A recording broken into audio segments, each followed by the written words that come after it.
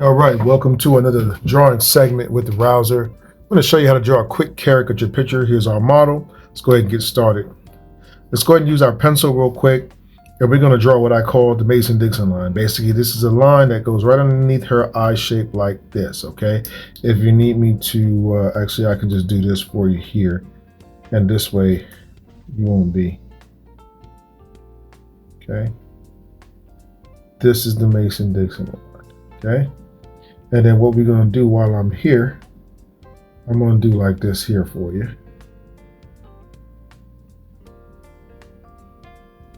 Okay, so we're going to draw that line here. And this works whether you're drawing live caricatures or whatever.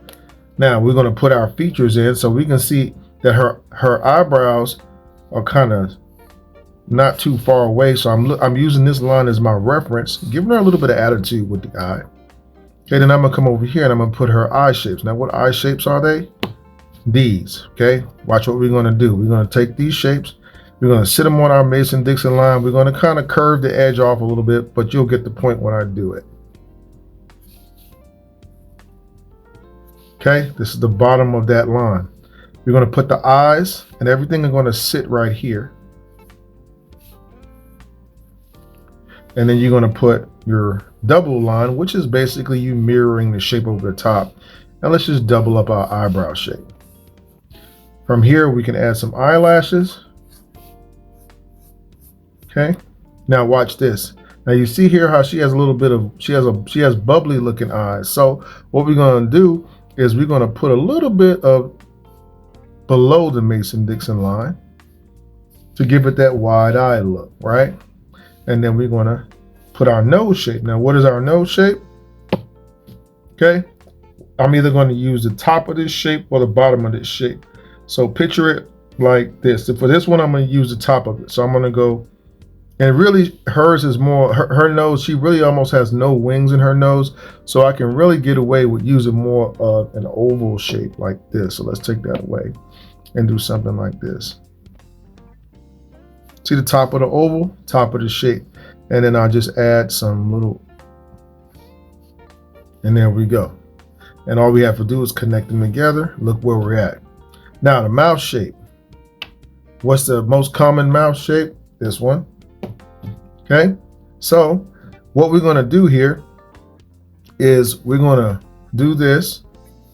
We're going to come around. We're going to act like we're putting a line through here. Okay. And then we're going to put our lips here, and then the bottom of the shape here, okay? So the top of the shape I'm changing, and when the mouth opens, you'll be able to see this a little bit more clearly. I'll do another video on that to show you, but actually I can do something in the corner here for you. If you look at it in the corner, you'll see that shape, and then you can see the mouth shape is something like this right here, right? Let's put that to the side. All right, now what we're going to do is we're going to go to we're going to start working on our head shape. Well, let's put some little eyelashes here. Okay, now our head shape. What's our head shape? I already outlined it for you.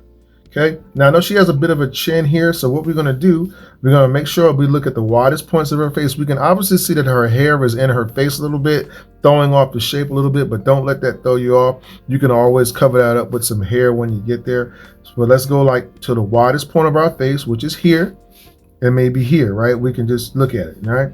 And then maybe we can go a little bit wider on that side, but we'll come down over, because we don't want too much space at the bottom of our thing. Now on this bottom, we're gonna curve this line, and then we're gonna come over here. You see? So now we can just add a little shape like this and make a little chin shape, and you see how we can put our neck right there. Now the top of the shape, let's move this over here, is gonna kind of go up, but we're gonna again curve the line.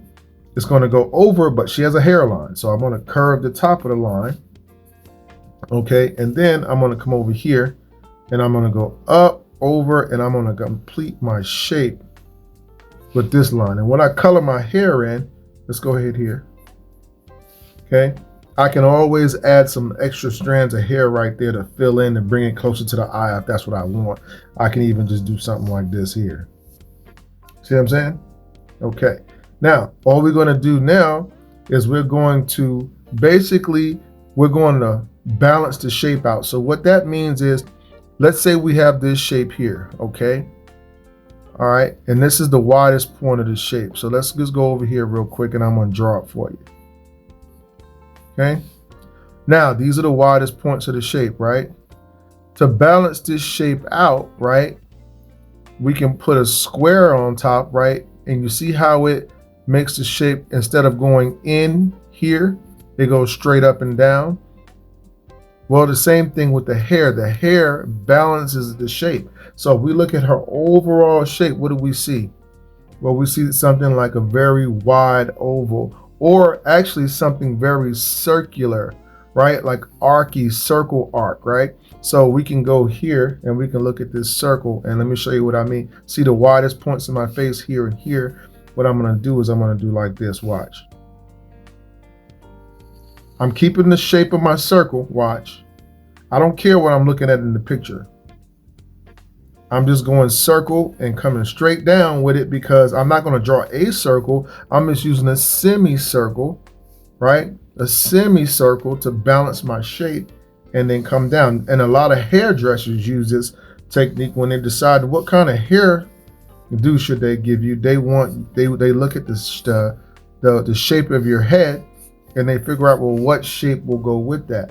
Now, once we're here, all we have to do, right, is I'll just kind of darken in this shape here, put some more eyelashes here, okay? And we got a really simple cartoon of her, okay? At the end, I'll just erase my Mason-Dixon line. That's what I call that. You guys know what the Mason-Dixon is, right? All right. And then we can come back with a marker or whatever. This gray marker is what I'm going to use here. And you can see here, we can add little shadows or whatever. But the drawing itself got a very strong likeness. And the likeness is based off of basic shapes. Okay?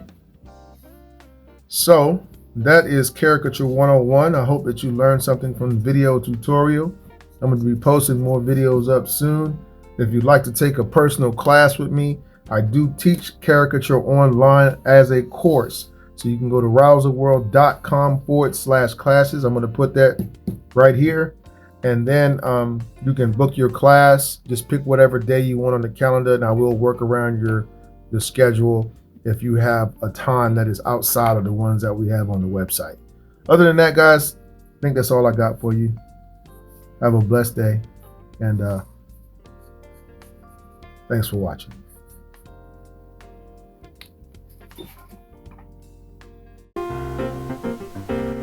Hello there. I hope you enjoyed this video. Oh, you did? Well then, you see that subscribe button below? Push it. And after, push the bell icon next to it and select the all option. Then you will get notifications of all new uploaded videos and when I go live. Oh yeah. So thanks for watching and subscribing, and check out these other videos for more cool stuff. Have a great day and happy penciling.